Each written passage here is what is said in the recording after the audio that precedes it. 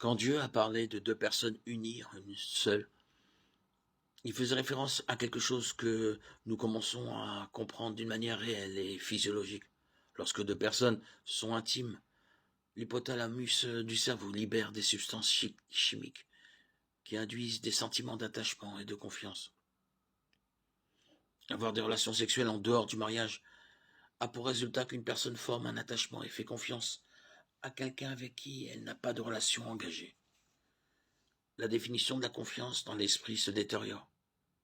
Avoir ce genre de lien avec quelqu'un sans la sécurité de travailler ensemble pour Dieu est dangereux. Deux individus qui sont même légèrement obsédés physiologiquement l'un par l'autre, mais qui ne sont pas engagés à grandir en Dieu en tant que couple, peuvent être arrachés à Dieu et à ses plans pour eux. Nous devons nous rappeler quelques points sur la virginité et son absence compte tenu de la grâce de Dieu. Ceux qui viennent à Christ après avoir eu des relations sexuelles avant le mariage ne sont pas vierges.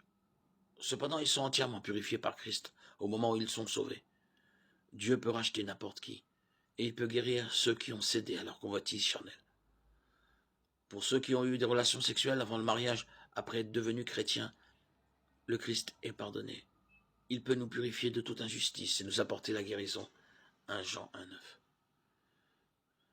Et dans le cas horrible d'une personne victime d'abus sexuels ou de viol, qui peut avoir le sentiment que, sans que ce soit de sa faute, elle n'est plus à la hauteur du standard idéal de la virginité requise, le Christ est capable de lui redonner l'esprit de guérir sa blessure et de lui accorder la plénitude.